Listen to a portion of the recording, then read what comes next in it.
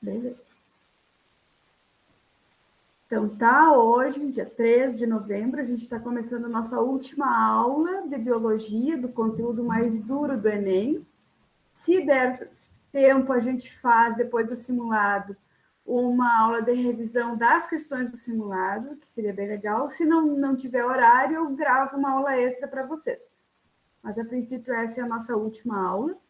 Já adianto para vocês que se, de repente, até o final da aula, vocês acham que não foi suficiente, que ficou um assunto com uma dúvida, que o assunto ainda é bastante denso, na hora de preencher a chamada, tem um espaço de sugestões. Então, se vocês ainda querem alguma aula extra sobre algum assunto, vocês escrevam lá e daí na próxima semana eu vou organizando com vocês. Agora eu vou apresentar, então, a minha tela para vocês com a apresentação. Como eu sempre digo, no momento que eu apresento, eu perco o acesso ao chat e hoje eu estou sem meu celular junto. Então, se vocês tiverem perguntas ou se de repente começar a dar problema na apresentação, abram o microfone e falem bem tranquilos, tá? Então, vamos lá. Hoje é a aula de saúde humana. Eu vou fazer um apanhadão de algumas doenças, baseado bem nas questões do Enem, porque são muitas doenças. Então, tem que dar uma pincelada em algumas e nas mais importantes. O que mais cai de saúde humana no Enem está relacionado com doenças causadas por outros seres vivos.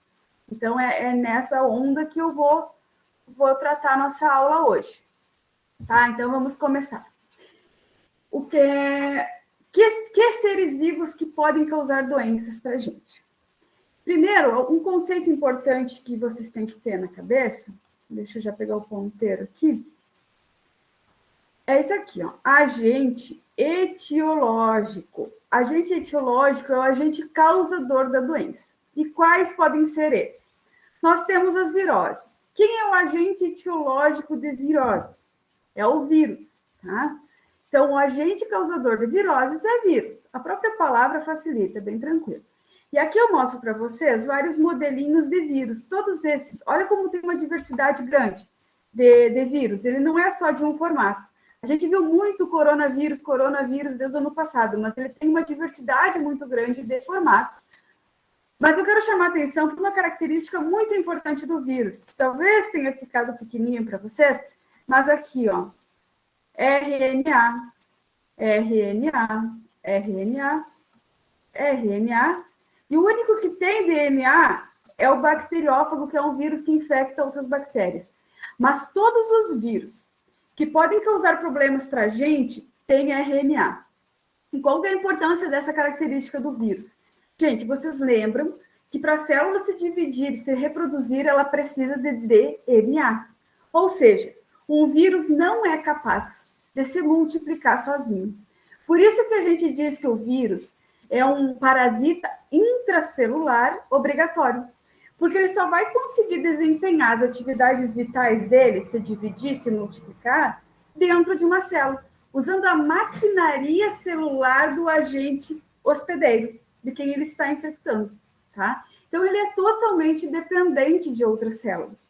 E isso é interessante vocês pensarem, porque quando a gente pensa agora na Covid, a gente tinha várias formas de evitar e tal. No início, a gente tomou todas as medidas possíveis porque a gente não conhecia a doença. Mas com o tempo vai se vendo, por exemplo, quanto tempo o vírus é capaz de viver numa superfície? Ele não vive muito tempo, por causa dessa característica. Ele não consegue se reproduzir, ele não consegue se manter ali por muito tempo. Então, as viroses, normalmente, elas são transmitidas de uma pessoa para outra, de um animal para uma pessoa, entre seres vivos, porque o vírus realmente não vive muito tempo. Alguns vivem um pouco mais, outros um pouco menos. Mas é por isso que, por exemplo, quando se descobriu, se estudou um pouquinho mais a Covid, se percebeu que o mais importante era distanciamento social, não ficar em ambiente fechado, sem circulação de ar, uso de máscaras, porque era com as gotículas que a gente transmitia, assim como a gripe é transmitida dessa forma e tal. É só dessa forma? Não, nós temos a AIDS, por exemplo, que a gente transmite pelos fluidos corporais. Mas, fluidos corporais de ser vivo para o ser vivo. É muito difícil o vírus permanecer vivo fora dos corpos. Por isso que ele tem essa característica, tá? Acho que é isso. Próximo grupo de doenças que a gente tem são as bacterioses, causadas por bactérias. Aqui eu coloco para vocês, só para a gente nunca esquecer, que as bactérias são procariontes.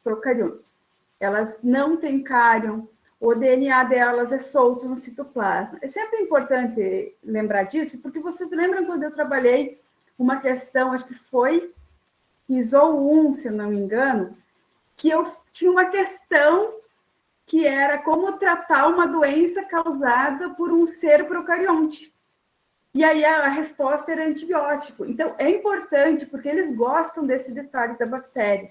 Então, não esqueçam, põe um asterisco nessa informação. Bactéria é procarionte, tá? E aqui do lado eu apresento para vocês alguns formatos, tá? Não é tão importante essa informação, mas às vezes pode aparecer, por exemplo, o agente causador é um bacilo. O que é um bacilo? Uma bactéria. O que é um vibrião? Uma bactéria. Então, é bom vocês terem uma noção que as bactérias são divididas dessas formas e esses nomes são bem oficiais, são bem usados, para dar um apanhadão. Acho que de bactéria é isso. Outro grupo de doenças que a gente tem é protozoonoses. Qual seria o agente causador de uma protozoonose? Protozoário, tá? Então, o agente causador é um protozoário. E aqui a gente tem algumas doenças muito importantes. Para vocês terem uma noção, esse é o corpão, o estilão de um protozoário. Eu não sei por que meu ponteiro não fica, já desde as outras aulas acontece isso. Paramécio é um modelo de protozoário que a gente usa muito. Então, olha como ele é uma célula um pouquinho mais elaborada do que a célula de bactéria que eu mostrei no slide anterior. Ele tem várias organelas, ele tem um núcleo com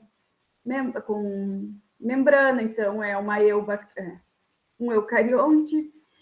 Ele tem uma estrutura alimentar já elaborada, com citofaringe, com vacúolo digestório, vacúolo contrátil, que aqui ele vai ter a mesma função do vacúolo contrátil das plantas, então controle hídrico da célula, enfim. O paramécio, gente, não causa doença. Ele é um protozoário muito comum em água, tá? Se vocês pegarem uma água e colocarem uma gotinha de água no microscópio, vocês vão ver muitos paramécios. É bem bacana, até é uma prática bem legal de se fazer. Mas os protozoários têm uma diversidade muito grande. Aqui do lado eu coloco todos os formatos de corpos que existem de protozoários. Os principais que causam problemas para a gente são os flagelados, que possuem flagelos, tá? Daqui a pouquinho eu vou tratar de algumas doenças causadas por protozoários. Próximo grupo de doenças são as micoses. Gente, micose, causada por quê? Por mico? A micose é causada por fungos, tá? Esse aqui é um pouquinho mais difícil de relacionar, porque não tem o início da palavra, né? Então, ele é causado por fungos. O que são as micoses? Qual a micose mais comum que a gente conhece? Pé de atleta, frieira, tá? Isso é um fungo. Outra micose importante é aquela infecçãozinha que está embaixo das unhas. Os fungos que causam doenças são microscópicos. A gente não enxerga olho nu, tá? Então, nenhum fungo macroscópico, aqueles que a gente enxerga, os cogumelos, as leveduras que é usado para fazer pão, nenhum desses tem risco para o ser humano. Os fungos que causam risco para o ser humano são microscópicos. Outra coisa importante, a gente tem algumas alergias a esporos de fungo, mas aí ela não constitui uma doença causada por fungos. Ela é uma alergia. Geralmente as pessoas que têm alergia a pólen também vai ter alergia a fungo, tá? Mas as doenças são as micoses, que são essas de pele. Só de pele? Não, nós temos a candidíase, por exemplo, que é uma doença sexualmente transmissível, mas não só. A gente pode pegar em banheiro público, em uso de espaços públicos, que é uma doença do trato urinário, que é uma infecção que dá no trato urinário, tá? Então, micoses causar, o agente etiológico da micose é o fungo. Verminoses. Essa é fácil também. Qual o agente etimológico de uma verminose? Vermes, tá? Quais que nós temos? Nós temos os plateumintos e os nemátodos, tá? Quem são os plateumintos? Aqui eu coloquei a cabeça de uma tênia. Então, as duas importantes, se vocês quiserem anotar aí para dar uma estudadinha. A tênia saginata e a tênia solium, uma transmitida pela carne de vaca e uma pela carne de porco, tá? Os nematóides, quais são? São os vermes cilíndricos, as lombrigas, tá? O que eu quero chamar atenção para vocês na questão das verminoses? Quando a gente pensa nelas, a gente pensa em vermes no trato digestivo, vermes no intestino. No entanto, diversos vermes atacam outros órgãos, tá? E eu destaco aqui para vocês a filariose. Filariose. Depois eu trato ela melhor, vocês vão ver melhor escrito. A filariose é um nemátoda, então tá aqui, ó, desse mesmo grupo, e ela se aloja, ela ataca fígado, pulmão, e pode se alojar nos nódulos linfáticos, principalmente dos membros inferiores, principalmente das pernas. Obstrui esses nódulos linfáticos, pode se alojar no sistema, em vasos sanguíneos também, e causa inchaços muito grandes nas pernas. Inclusive, um dos nomes dessa doença também é elefantíase, porque a perna parece uma perna de elefante, tá? Então, nem sempre o nemátoda, nem sempre o verme está no intestino. Ele tem outros locais, tá? Doenças causadas por artrópodes. Artrópodes tem uma coisa bem importante, porque muitas vezes, na maioria das vezes, o artrópode é transmissor. Ele não é o causador, mas existem alguns que são causadores da doença, que são agentes etiológicos. Quando? Os desmodex, que são aracnídeos, que são da família das aranhas, que causam a acne, tá? Então, os ácaros entram nos poros, onde sai o pelo, nos poros pilosos, se alojam aqui e, eventualmente, nem sempre, vai causar uma obstrução do canal de saída da glândula sebácea. Lembra que na aula extra foi que eu falei sobre tegumento do mamífero e que a gente tem uma glândula sebácea associada ao pelo. Essas glândulas sebáceas, elas vão secretando sebo para hidratar a nossa pele. Com a entrada desse aracnídeo aqui, muitas vezes ocorre a obstrução, acúmulo de gordura, e aí é a acne, a espinha, o cravo que a gente aperta na pele, tá? Por que ocorre mais espinhas e cravos em pele oleosa? Porque são peles que produzem mais gordura nessas glândulas sebáceas. Então, quanto mais gordura você tem, mais chance de ter a obstrução do canal e a infecção aqui embaixo da pele, tá? Então, por isso que acnes estão associadas com peles oleosas. E esse carinha aqui é o berne, tá? Então, o berne, a infecção por berne também é uma doença transmitida, causada por um artrópode, pela mosca varejeira. Então, ela deposita os seus ovos na superfície de pele de outros mamíferos, dentre eles nós, e esses ovos eclodem, E a larva fica dentro da nossa pele, se alimentando do nosso sangue. Então, é um parasita, tá? Mas para vocês verem que as doenças causadas por artrópodes não são tão importantes. Os artrópodes eles vão ser mais importantes na transmissão de outros agentes etiológicos. Vamos adiante. E aqui eu entro na questão de transmissores, vetores e hospedeiros. Algumas doenças são transmitidas por outros seres vivos. Então, o que eu mostro aqui? Um mosquito da dengue, que é um transmissor da dengue, da febre amarela, enfim. Um barbeiro, que é o transmissor da doença de Chagas. Um carrapato estrela, que é um transmissor da doença de Lyme e da febre maculosa. E um caramujo, que é transmissor do... Gente, esquistossomose, tá? Esses carinhas aqui podem também ser hospedeiros intermediários. E quando que eles são hospedeiros intermediários? Quando os seres que eles transmitem dependem do ciclo de vida que ocorre dentro do corpo deles, tá? Então, vamos pensar no vírus. O vírus da dengue, né? O protozoário aqui da doença de Chagas.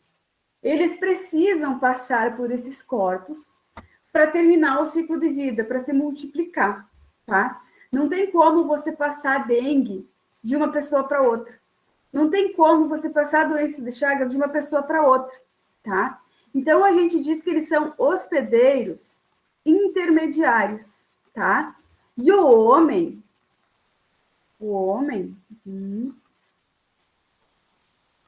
vai ser o hospedeiro definitivo, tá? E aí eu coloquei aqui do ladinho um cachorro e pombo. O cachorro e o pombo e outros seres, outros mamíferos, enfim, podem transmitir doenças para nós. Um exemplo de doença transmitida por cachorro é a sarna, tá? A sarna é uma doença que pode passar do cachorro para o humano e do humano para o cachorro. Mas o cachorro é o hospedeiro intermediário da sarna? Não. Ele expressa a doença, ele é infectado pela doença. Então, nesse caso da sarna, nós não temos hospedeiro intermediário e hospedeiro definitivo. Nós temos um agente causador da doença e um organismo que é infectado e adoece, tá? Ao contrário daqui, os mosquitos, barbeiro, enfim, não apresentam sintoma algum. Eles só fazem parte do ciclo de vida do agente etiológico, mas eles não adoecem, tá? Então, é importante vocês também terem noção disso. Por quê? Porque o Enem, ele cobra muito a maneira de você evitar a doença. Precisam de várias questões nesse sentido. Então, vocês têm que entender por que cada organismo está no ciclo de vida daquele agente etiológico, para saber como evitar aquela doença. E o pombo, gente, ele transmite uma doença que é a criptococose. Ele transmite pelas fezes um fungo que causa problemas, geralmente dermatites, problemas de pele em mamíferos. Vamos adiante. Uma questãozinha aqui para dar uma aquecida. Uma idosa reside em uma cidade do interior, residente em uma cidade do interior do país, foi levada a um hospital por sua neta. Ao examiná-la, o médico identificou que a senhora apresentava um quadro crônico de edema linfático nos membros inferiores e nos seios, concluindo ser um caso de elefantíase ou filariose linfática. Preocupada com a possibilidade de adquirir a mesma doença, a neta perguntou ao médico como era possível se prevenir. Qual foi a orientação dada à jovem pelo médico? Então, vamos lá. Eu botei aqui para vocês o ciclo de vida, o ciclo da doença e de vida do agente etiológico. Vamos partir aqui do ovo, tá? O homem está contaminado pela filariose. Um mosquito vem aqui, pica, suga o sangue contaminado. Dentro do corpo do mosquito, as microfilárias, que são ovos do indivíduo adulto, se desenvolvem na larva 1, larva 2. As larvas migram para a probóscide. Probóscide é o aparelho alimentar do inseto, que pica um outro ser humano saudável. Vamos aqui, né? São duas pessoas diferentes. E a larva L3 entra na pele e aí infecta esse ser humano. E aí pode ir para as pernas e causar elefantias.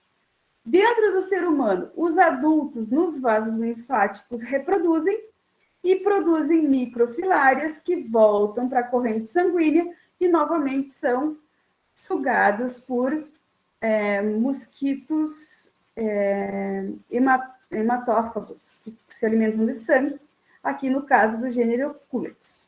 O que a neta da senhora quer saber? O que ela pode fazer para evitar se contaminar também, tá? Então, o que vocês têm que pensar? Se a doença não é para chegar num ser humano, onde que a gente tem que cortar o ciclo, tá? Aquilo que eu disse para vocês, o Enem pergunta bastante isso, como evitar as doenças. Onde que a gente precisa cortar o ciclo? A gente precisa evitar que o mosquito pique ela, porque ela está saudável, e também evitar que o mosquito pique a avó dela, porque a avó dela está doente, tá? Então, a gente tem que evitar que o mosquito se alimente do sangue das pessoas. Ponto. É assim que se evita a filariose. E aí vamos para as alternativas. Usar repelentes e telas em janelas, já que a doença é transmitida por mosquito? Ó, a resposta já está aqui, ó, de cara. E aí tem outras opções. Evitar nadar em rios, lagos, lagoas da região, já que a água é transmitida já que a doença é transmitida pela água contaminada. Não tem nada a ver com a água. Evitar contato com os animais de zoológico, uma vez que se trata de uma zoonose, também não. Zoonoses, gente, por exemplo, a sarna. Zoonoses são doenças que infectam o homem e os animais com quem ele convive, tá? Então, toxoplasmose, leptospirose, todos são zoonoses. Mas nesse caso aqui, nós não temos outros animais, outros mamíferos envolvidos no ciclo. Então, não é uma zoonose. Realizar exames médicos periódicos para detectar a doença precocemente? Não, né? Porque a gente quer evitar o contágio, não detectar a doença previamente. E também não é uma doença hereditária. Manter uma dieta balanceada, também não tem nada a ver com sedentarismo. Então, a resposta é colocar telas e usar repelente. É uma questão simples. Você só tem que lembrar como que a filariose é transmitida.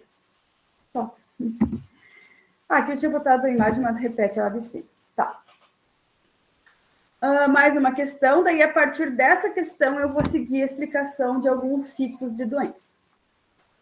AS 2018, a utilização de extratos de origem natural tem recebido atenção de pesquisadores em todo o mundo, principalmente nos países em desenvolvimento, que são altamente acometidos por doenças infecciosas e parasitárias. Um bom exemplo dessa utilização são os produtos de origem botânica que combatem insetos. O uso desses produtos pode auxiliar no controle e aí tem esquistossomose, leptospirose, leishmaniose, hanseníase e AIDS. O que vocês precisam saber? Quais dessas doenças é transmitida por insetos? Tá? Só isso. Só. Vamos ver os ciclos de vida dessas 5 doenças. A esquistossomose. Olha aqui, lembra que eu disse para vocês que a gente ia ver uma doença causada por protozoário? Então, vamos lá. Vocês têm que sempre pensar nesses 4 itens aqui para responder. Agente etiológico. Qual o agente etiológico da esquistossomose? É um protozoário. Qual é o agente transmissor da ectossomose? O agente transmissor aqui, no caso, é a própria água. Tá? Por quê? Vamos olhar o ciclo de vida. O homem infectado, a gente sempre tem que começar de um ponto, né? O homem infectado defeca na água ou defeca na sua casa que não tem tratamento de esgoto, o esgoto contaminado é jogado no rio. Os ovos do protozoário estão nas fezes, se desenvolvem e infectam o caramujo. O caramujo é o hospedeiro intermediário. Tá? Então, aqui, hospedeiro intermediário, o caramujo. E nesse hospedeiro intermediário, o protozoário segue seu ciclo de vida e saem as larvas cercárias. Larvas, tá? Não precisam dar bola para o nome. Essas larvas ficam na água. Quando um outro homem saudável, desavisado, ficar ali dando bobeira, essas larvas penetram através da pele nesse novo organismo saudável e infectam ele, tá? Então, o hospedeiro definitivo é o homem. Beleza. Por isso que eu digo que o agente transmissor aqui, no caso, é a água, não é o caramujo, porque não é o caramujo que transmite. No entanto, gente, pode acontecer das pessoas consumirem o caramujo estar com as larvas cercárias já prontas para serem eliminadas e a pessoa se contaminar comendo o caramujo, tá? Pois bem, então como que a gente evita a ectossomose? Tratando a água. Tratamento de esgoto, tá? É isso, não tem nada a ver com mosquito. Vamos sempre lembrar que a questão perguntava inseto, né? Qual que era causada por inseto, né? Saneamento básico. Então, é uma doença relacionada com ambientes pobres, pouco desenvolvidos, sem infraestrutura, tá? Seguimos. A outra doença lá da questão é a leptospirose. Gente, a leptospirose é um pouco mais conhecida de vocês, tá? É a doença do rato que as pessoas dizem. Vamos pensar nesses 4 itens aqui. Qual que é o agente etiológico da leptospirose? É a leptospira, gente. A leptospira são bactérias, tá? Então, o agente etiológico é uma bactéria. Agente etiológico, agente causador. A bactéria está dentro dos ratos, por exemplo, que são considerados reservatórios. O que é esse conceito de reservatório, gente? É um animal que tem um agente, mas não desenvolve a doença. Então, os ratos que têm a leptospira não são doentes, mas a leptospira está ali. Quando ele urina, ele contamina o ambiente. Então, se ele urinar, por exemplo, perto de alimentos que o ser humano vai consumir, ou perto de alimentos que outros mamíferos forem consumir, ele pode contaminar. Entre os animais selvagens e domésticos ocorre a contaminação cíclica, né? Eles podem se autocontaminar, eles podem contaminar o ser humano. A água pode estar contaminada e contaminar o ser humano, contaminar o rato, contaminar outros mamíferos. É uma doideira o ciclo da leptospirose. Por quê? Porque ele não precisa, ele não tem um hospedeiro intermediário, ele não precisa de ninguém exatamente para transmitir. Ele vai estar no ambiente, tá? Então, vamos pensar assim, agente transmissor existe? Não existe. Hospedeiro intermediário existe? Não, não existe. Só vai ter o hospedeiro definitivo que vai desenvolver a doença, que pode ser qualquer mamífero, tá?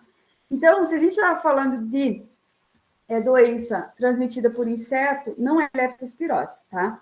Mas vamos focar um pouquinho mais na leptospirose. Então, como que a gente evita a leptospirose? Se você não tem um agente para combater. Quer dizer, você tem um agente etiológico, mas você não tem um agente transmissor para combater. Higiene, tá? Então, verduras, frutas serem bem lavadas, né? Principalmente os alimentos crus.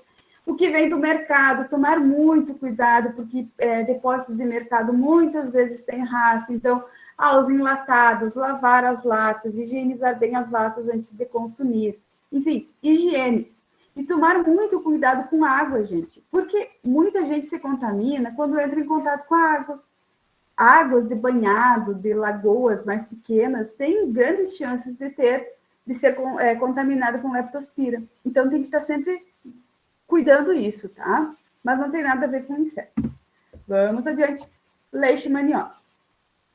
A leishmaniose também é uma doença falada, bastante falada, porque ela ataca muitos cães. E é uma doença muito cruel, porque uma vez que ela contamina um cão, você não tem o que fazer, as pessoas acabam sacrificando. Então, tem várias campanhas para evitar a leishmaniose. Vamos olhar o ciclo de vida da leishmaniose visceral. Nós temos a leishmaniose cutânea também. Elas é o mesmo agente, só a maneira com que ataca é diferente. Transmitida por um mosquito. Então, aqui, muito similar a qualquer ciclo de doença que depende do mosquito. Nós temos uma pessoa contaminada ou um cachorro contaminado. O mosquito saudável, sem o agente pica, ingere os ovos, e aí tem o ciclo de vida interno do corpo do mosquito, e aí ele pica uma pessoa saudável. Aqui é saudável, aqui é doente. E aí faz o ciclo de vida dentro do corpo humano. Vamos lá. Então, o agente etiológico da leishmaniose, gente, aqui, ó. Esse serzinho não diz o que é, mas se vocês lembrarem, quando eu falei lá no início, eu destaquei um corpo que era bem assim, que tinha um único flagelo e tinha esse corpo meio oval, mas tem a pontinha ali, que são os protozoários flagelados. Então, o agente etiológico da leishmaniose é um protozoário. Qual que é o agente transmissor, gente? Um mosquito. Hospedeiro intermediário é o mosquito, né? Porque ele precisa do mosquito para completar o ciclo de vida. E hospedeiro definitivo é o homem, tá? Beleza. Seguimos para a próxima doença. Daquelas alternativas da questão. Hanseníase. Gente, a hanseníase, para quem não está acostumada com esse nome, é a lepra, tá? Só que a gente não usa mais lepra. Lepra era foi usado por muito tempo e é carregado de preconceito dos leprosos que eram isolados em ilhas. A gente não usa mais, a gente usa hanseníase. A hanseníase, gente, é uma doença causada por bacilo, tá? Olha o que eu falei antes para vocês prestarem atenção nos formatos dos corpos das bactérias, porque às vezes é isso que aparece. Bacilo é uma bactéria, tá? A hanseníase é uma doença de pele. O principal sintoma é perda de sensibilidade, manchas esbranquiçadas, enfim. E ela é transmitida de pessoa para pessoa. Então, vamos para as nossas 4 perguntinhas aqui. Qual que é o agente etiológico? Bactéria. Agente transmissor? Não tem. Tá? É de contaminado para contaminado, você não tem ninguém intermediando isso. Hospedeiro intermediário não tem, e não é um hospedeiro definitivo, né? Uma pessoa contaminada. Seguindo, a AIDS. A AIDS, gente, essa vocês também têm que dominar. Ela é causada por um vírus, tá? É um vírus que entra numa célula e se utiliza da maquinaria dessa célula para replicar o vírus. E essa replicação do vírus é que causa a doença, a infecção. O agente etiológico é o vírus, o agente transmissor não tem, porque é transmitido de doente para doente. Os hospedeiros também não se aplicam nesse caso. Como que a gente transmite o vírus da AIDS? É sexualmente transmissível, ou através de transfusão de sangue, ou compartilhamento de seringas. Atualmente não se compartilha mais seringa na saúde pública, por exemplo, mas antes da AIDS se utilizava a mesma seringa, tá? Depois da AIDS é que começou a se usar muitos descartáveis e esterilizados dentro da medicina, mas por muito tempo não era assim. Desde a coisa da doação de sangue. Hoje se tem um rigor muito grande no exame do sangue. Não tinha. Muita gente foi contaminada por AIDS nas transfusões de sangue. Isso lá na década de 80, né? Hoje em dia isso não acontece mais. Então, o agente etiológico é um vírus e não temos insetos. Voltando para a questão, se é que vocês não esqueceram dela ainda, que pergunta o seguinte: esses produtos de origem vegetal que combatem insetos ajudariam no controle de qual doença? E aí nós temos a leishmaniose, tá? Então, olha só, a questão ela parece simples, só que ela demanda um conhecimento de todas as doenças, de como a doença é transmitida, de como se faz para evitar cada doença, tá? Então, apesar de parecer simples, olhando assim, ela traz um calhamaço de conteúdo nessa questão. Vamos adiante. Vou dar uma olhadinha, 10 para as 9. As fêmeas do mosquito da dengue, Aedes aegypti, têm um olfato extremamente refinado. Além de identificar as coleções de água para oviposição, elas são capazes de detectar de forma precisa e eficaz a presença humana pela interpretação de moléculas de odor eliminadas durante a sudorese. Após perceber o indivíduo, voam rapidamente em direção à fonte alimentar, iniciando o repasto sanguíneo, durante o qual podem transmitir o vírus da dengue. Portanto, o olfato desempenha um papel importante para a sobrevivência dessa espécie. Medidas que interferem na localização do hospedeiro pelo vetor por meio dessa modalidade sensorial incluem só destacando o repasto sanguíneo é o ato de picar e sugar o sangue. E aí vocês têm que pensar o seguinte: como que a gente evita o Aedes aegypti? Essa questão, ela pode induzir a gente ao erro, porque como é que a gente evita? Colocando tela nas janelas, eliminando locais de oviposição, tá certo, né? As duas estão certas, poxa, mas a questão é uma pergunta especificamente de uma coisa, considerando a modalidade sensorial que foi citada, que é o odor, tá? Então, olfato, no caso, né, modalidade sensorial. Vocês têm que prestar muita atenção no que a pergunta está destacando para vocês. É uma pergunta fácil? É uma questão fácil? É, mas é fácil de você errar também, tá? Então, vamos lá. Não é colocação de telas nas janelas, nem eliminação de locais de oviposição. Instalação de borrifadores de água em locais abertos? Não, isso é ineficiente de qualquer forma. Conscientização para a necessidade de banhos diários? Aí você até pode pensar que, né, pode ser, né? Se a gente está falando de odor, se a pessoa não toma banho, se a sudorese atrai o inseto, poderia ser. Mas aí tem a E, que diz utilização de cremes ou pomadas com princípios ativos. E essa aqui está certa. Por que essa e não a D? Porque a gente está falando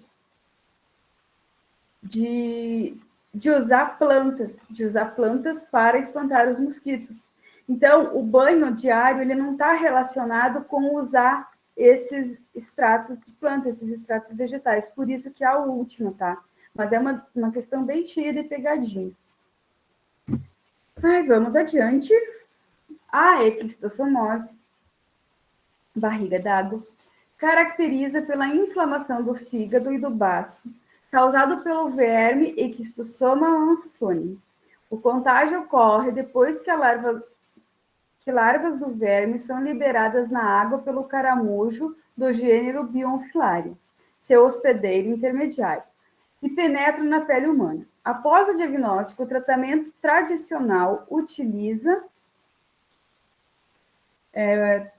medicamentos por via oral para matar o parasita dentro do corpo.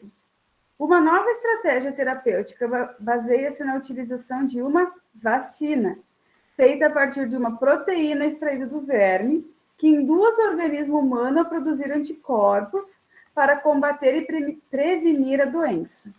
A vantagem da vacina em relação ao tratamento tradicional é que ela poderá... Então, aqui eu botei o ciclo de vida do ictossoma só para exemplificar, mas o que a questão está perguntando e que é importante vocês saberem a diferença. Qual que é a diferença de um tratamento para uma vacina? Tá? E vacina, inclusive, foi um pedido no último formulário de presença, né, que eu tratasse na aula, depois eu vou tratar com mais detalhes a vacina, mas agora já introduzindo o assunto. Quando você faz um tratamento, a doença já se estabeleceu. Você trata a doença. Quando você utiliza a vacina, é para evitar a doença. A doença não se estabeleceu. E é com isso em mente, essas coisas vocês não podem esquecer, que vocês vão ir para as alternativas, tá?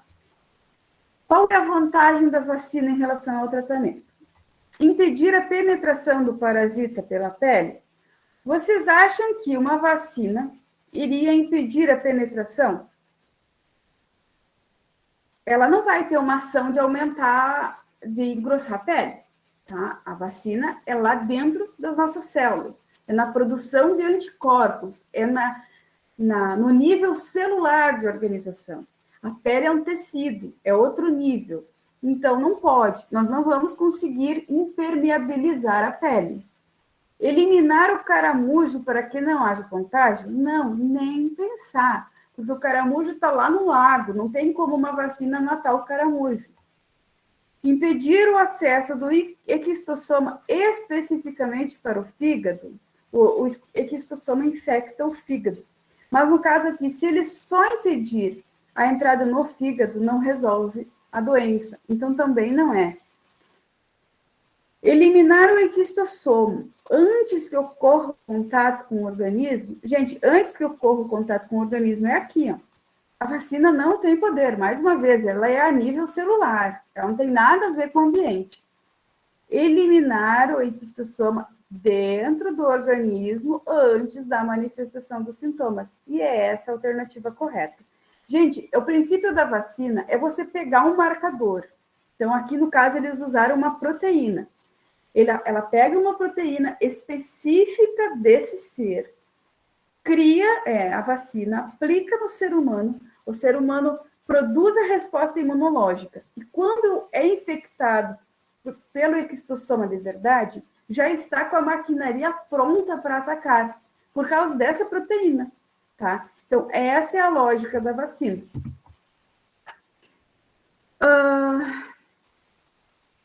Eu acho que eu vou adiante para conseguir explicar a vacina para vocês, com calma. Então, vamos para essa questão do ano passado, tá? É da questão da prova 2020 digital. Por isso, esse jeitão diferente. Analise o esquema de uma metodologia utilizada na produção de vacinas contra a hepatite B. Hepatite B é causada por vírus, tá? Então, vamos lá. Como é que se produz a vacina para hepatite B? Nós temos um vírus da hepatite B que possui um DNA, tá? Pega-se um trechinho desse DNA que codifica a proteína HB. Tá? Esse trechinho de DNA é colocado num plasmídio. O que é um plasmídio? Isso aqui é uma bactéria. A bactéria ela tem um DNA lá, aquele DNA normalzão de fita, e ela tem também um DNA anelar em círculo chamado plasmídio. É uma característica das bactérias isso. Os plasmídios, gente, eles são altamente recombinantes. O que é isso altamente recombinante? Facilmente, eles agregam no seu DNA o DNA de outro ser. E por causa dessa facilidade, eles são muito utilizados na produção de organismos geneticamente modificados. Tá? Porque você usa o plasmídio para introduzir uma nova informação genética em determinado organismo. Tá? Isso é biotecnologia. Então, eles pegam esse plasmídio de uma bactéria, tiram um pedaço do DNA, isso a gente chama de sítio de inserção, e recombina esse pedaço do DNA do plasmídio com um pedaço de DNA lá do vírus da hepatite B. E aí esse é o plasmídio recombinante. Esse plasmídio recombinante é levado e introduzido numa levedura. Gente, levedura é fungo, tá? fungo unicelular. Dentro desse fungo unicelular, esse plasmídio fica ali com a informação. Quando esse fungo se multiplica, esse pedacinho é capaz de produzir a proteína do vírus, tá? Então, essas bolinhas aqui, ó, representam a proteína da hepatite B, tá? Então, se purifica, se elimina todos os traços do fungo, da levedura, se extrai só a proteína, tá?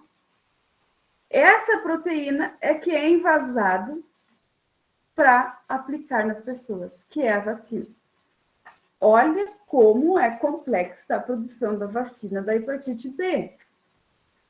A gente utiliza um vírus, uma bactéria e um fungo, tá? Para produzir a proteína que vai ser o marcador da doença.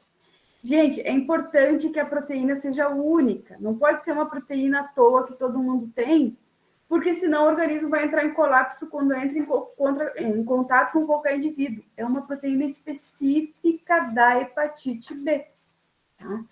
E aí, a pergunta da questão é, nessa vacina, a resposta imune será conduzida por um vírus, por uma bactéria, por uma proteína ou por uma levedura? E aí, o que vocês têm que pensar? De todo esse jogo de seres, qual entra no ser humano através da vacina? É o vírus? Não. O vírus não, porque o vírus causaria doença. É uma bactéria? Não, porque da bactéria só se utiliza o plasmídio. É uma levedura? Não, a levedura é o multiplicador da proteína. O que entra no ser humano para estimular a resposta imune? A proteína, tá? Então, a resposta para essa questão é proteína. Alguma dúvida? Tudo certo? Se tiverem dúvidas, interrompam que eu repito, tá? Bem tranquilo. Nas últimas décadas, vários países, inclusive o Brasil, têm testemunhado uma grande proliferação de bactérias patogênicas envolvidas em uma variedade de doenças e que apresentam resistência a múltiplos antibióticos. Atualmente, tem se destacado as superbactérias que acumulam vários genes determinantes de resistência, a ponto de se tornarem resistentes a praticamente todos os antimicrobianos. Antimicrobianos e antibióticos é a mesma coisa, tá? Essa resistência tem ocorrido porque as bactérias patogênicas se multiplicam de maneira acelerada. Antibióticos são utilizados pela população de maneira indiscriminada. Bactérias possuem plasmídios que contêm genes relacionados à virulência. Bactérias podem ser transmitidas de um indivíduo utilizando várias estratégias. Serviços de saúde precários constituem importante foco de bactérias patogênicas. Tá, o que a gente tem que pensar? Como que um ser aumenta a resistência, tá? Por que ela para de fazer efeito? Algumas coisas aqui até são verdadeiras, tá? Então, assim, as bactérias se multiplicam de maneira acelerada, sim. É isso que causa resistência a antibiótico? Não. Serviços de saúde precário constituem importantes focos de bactérias patogênicas? Sim. É isso que causa a resistência? Não, tá? Se vocês pensarem assim, tem determinados locais que não tem uma boa estrutura de saúde, tem muita infecção hospitalar, que a gente chama, né? É isso, é bactérias patogênicas que circulam no ambiente hospitalar. Bactérias podem ser transmitidas para um indivíduo se utilizando de várias estratégias? Sim, pode, mas não é isso que explica. Também não é a virulência. É a utilização de antibióticos de maneira indiscriminada. Gente, isso aqui nós vimos lá na nossa primeira aula. Seleção natural. Seleção natural. Opa.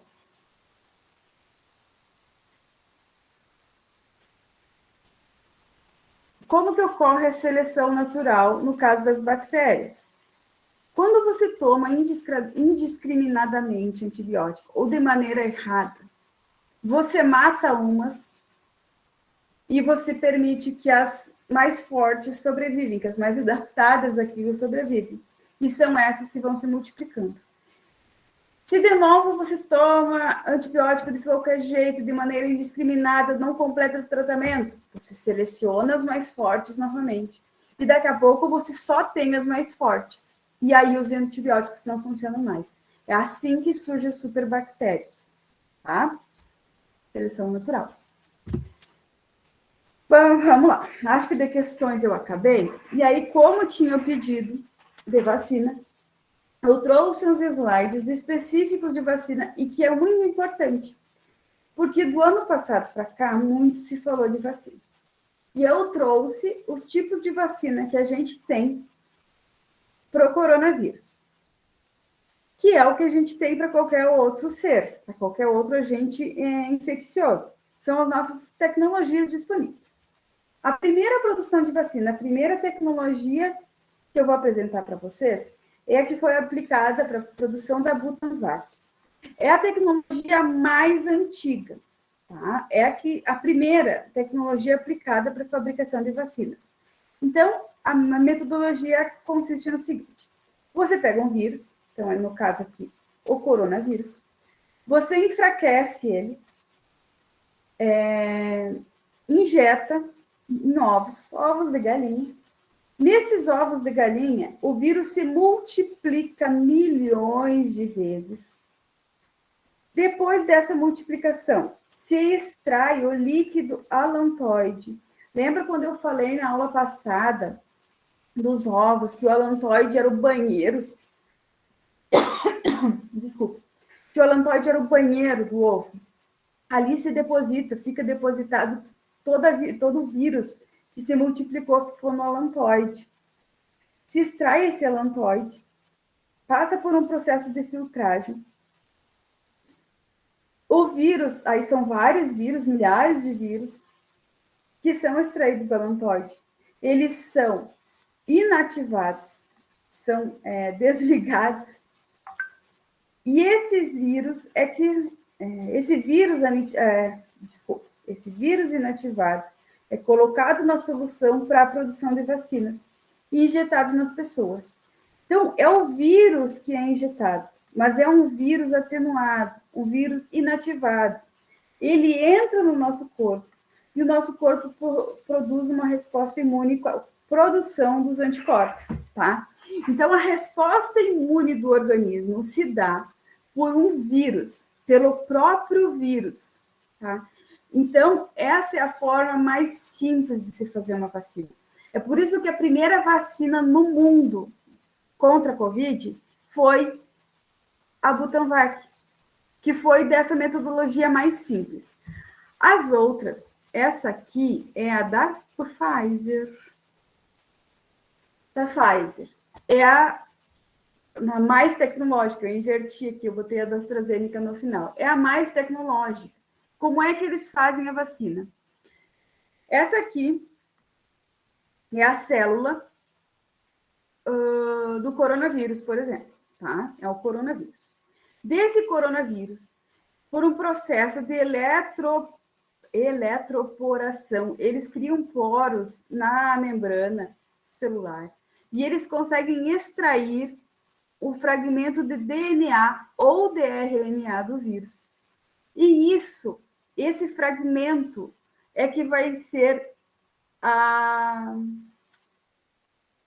vacina. Só que não é um fragmento qualquer. É um fragmento, vocês devem ter ouvido essa expressão, da proteína spike. O que é a proteína spike? É uma proteína que tem aqui na superfície celular, que é aquilo que parece uma coroa, né? Por isso Coronavac, que vem de coroa. Essa proteína é o que lá na célula humana vai se conectar para causar infecção. Então, o que eles fazem? eles extraem só esse fragmento de DNA ou o fragmento de RNA para que essa proteína ela seja codificada dentro da célula humana e produza a resposta imune. Então, a resposta imune da vacina da Pfizer, ela ocorre por RNA ou DNA. Elas são extremamente seguras. Tiveram muitos boatos, por exemplo, de que esse DNA, esse RNA pudesse, sei lá, fugir, causar uma mutação, virar jacaré. Ela é extremamente segura, porque ela só tem a informação genética para a codificação da spike. Ela não vai codificar nada de diferente, tá? É o que a gente tem de mais tecnológico de vacina no mundo hoje. Tá? Nem todo mundo pode desenvolver, porque nem todo mundo tem a tecnologia, mas é a melhor que tem. E ainda nós temos a que foi feita a AstraZeneca, que ela é uma tecnologia intermediária aqui, que é o seguinte, eles pegam, o início até é semelhante, eles pegam um pedacinho aqui do DNA que codifica a proteína spike, só que em vez, eles não descobriram ainda como injetar esse gene da proteína spike diretamente na vacina. Eles usam um outro vírus, um adenovírus. É um vírus do sarampo, gente, que foi enfraquecido. Eles usam o mesmo vírus do sarampo, colocam a proteína spike, que codifica a proteína da membrana do coronavírus, e criam a vacina. No momento que esse adenovírus é jogado para dentro, gente, o adenovírus, ele, olha aqui, vetor viral não replicante, ele não vai causar doença dentro do corpo, só vai causar a reação imune à proteína spike. No momento que ele entra no corpo, produz a resposta imune, produz os anticorpos. Gente, devido a essa característica de utilizar um adenovírus, um outro vírus, que a vacina da AstraZeneca foi a que mais deu reação. Tá? Se vocês falarem com as pessoas, é a que mais deu reação, que as pessoas até faziam piada que imunizava a paulada, porque a gente ficava, eu tomei a AstraZeneca, a gente ficou bem mais amuado no dia seguinte, teve gente que teve febre, por causa da tecnologia da vacina. Tá? Mas isso não quer dizer que ela é ruim. É a resposta imunológica do nosso corpo. É a infecção por causa, é a reação por causa do adenovírus. Mas tudo certo, ela é super segura como as outras duas. Seguindo. Mas como que ocorre essa resposta imune no nosso corpo, gente? Nosso sistema imune funciona de 3 formas, tá? 3 maneiras para neutralizar. O vírus é da seguinte forma.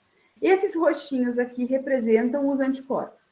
Os anticorpos produzidos pelo nosso corpo se conectam em todas as zonas ativas do vírus e isolam, neutralizam ele. Ele não consegue se conectar com as células do nosso corpo. Se eles não conseguem se conectar com as células do nosso corpo, ele não vai se replicar e ele não vai causar doença. E aí eles são eliminados do nosso corpo. Para as bactérias é um pouco mais complexo. Os anticorpos fazem o seguinte, nós temos um anticorpo com 2 zonas, uma zona se conecta na proteína da bactéria e outra zona, ela vai se conectar num macrófago. Gente, o que é um macrófago? É uma célula do nosso sistema imune que destrói, que fagocita, destrói as células invasoras. Então, o que os anticorpos, nesse caso das bactérias, fazem? Arrastam a bactéria para dentro de uma máquina de demolição. Tá? É isso que ele faz. Ele leva a bactéria para dentro de um macrófago. Tá? E ainda temos um outro sistema, que é um sistema de produção de poros. Então, onde que está o anticorpo nesse esquema todo? É o roxinho aqui. Tá? A célula invasora é essa aqui. Esse calhamaço de coisa aqui, junto com o anticorpo, é um complexo de proteínas. Tá? Esse complexo de proteínas, quando o anticorpo se conecta na célula invasora, ele provoca a abertura de um poro gigantesco. Vocês lembram da biologia celular? Que a membrana celular ela é altamente restritiva com o tipo de molécula que vai passar. Tá? Ela controla muito o que vai passar. Quando esse complexo de proteína causa um poro gigantesco na célula estranha, na bactéria, por exemplo, começa a entrar água, e ela literalmente explode, tá? Então, essa é a forma de eliminar células invasoras pelo método de formação de poros. São as 3 formas, tá? Mais por curiosidade, porque dificilmente vai cair isso especificamente. Mas, tá aí, então, como que nosso corpo responde. Onde que isso acontece? No sistema linfático. Então, esse negócio todo de verde, essas ramificações verdes no nosso corpo, é o sistema linfático, é o nosso sistema imune, tá? As células do sistema linfático são produzidas, são produzidas na medula óssea, tá? Por isso que pessoas que têm... esqueci o nome da doença. Esqueci. Aquela doença que dá na medula, que não produz células. Daqui a pouco eu lembro. Leucemia. Pessoas que têm leucemia despenca a imunidade, porque elas param de produzir células do sistema imune, tá? E olha só, eu quero chamar a atenção para vocês no negócio, e vocês vão ver se vocês não passaram por isso já na vida de vocês. Nós temos um adensamento de gânglios linfáticos na axila, na virilha, e nós temos as amígdalas aqui, ó, na base do nosso crânio. Quando a gente se machuca, quando a gente tem uma dor de garganta, a gente tem um corte que infecciona, por exemplo, na mão. Os gânglios linfáticos da axila começam a ficar crescidos e doloridos. Assim acontece quando se machuca na perna com os da virilha e quando a gente tem dor de garganta, por exemplo, com as amígdalas. O que é isso, gente? É o nosso sistema linfático bombando, trabalhando muito, tá? Então, quando vocês têm um adensamento dos nódulos linfáticos, é porque o teu sistema imunológico está funcionando. Algumas pessoas chamam de íngua, né? Popularmente as ínguas. Tá ok, gente, tá ótimo, que bom que ele está trabalhando. Então, por isso que eu não entendo as pessoas que tiram as amígdalas dos filhos, por exemplo. Porque quando as amígdalas infeccionam, é porque algo está provocando essa reação. Tem um organismo estranho no corpo, é um aviso, tá? Então é isso, vocês têm que ler o sistema linfático de vocês. Se tem nódulo linfático inchado, tem algum agente estranho dentro do corpo de vocês, tá? Para finalizar, eu sei que eu já passei da hora, mas é só esse slide mais, que ano passado até foi uma dúvida de um aluno, então esse ano eu já resolvi colocar a diferença de vacina para soro, tá? O principal soro que a gente conhece é o antiofídico, é contra o veneno de serpente. Como é que ele é produzido? Extrai-se o veneno da cobra, da serpente, e injeta esse veneno atenuado, né? Ele não é puro, senão ele mataria o cavalo. São alguns antígenos, né? Alguns fragmentos. Injeta-se no cavalo. Esse cavalo produz anticorpos. Esses anticorpos são retirados através do sangue do animal. Separa-se as células sanguíneas e o soro do sangue, que é onde estão os anticorpos. E isso é o soro que vai ser injetado numa pessoa que foi picada por cobras. O que tem no soro? Anticorpo. Tá? E a vacina, tudo aquilo que a gente já falou. O que tem na vacina? Um marcador, um antígeno, tá? Então, nós temos, por exemplo, aqui, a proteína spike, né? É um marcador. Para quê? Para o nosso corpo produzir os anticorpos.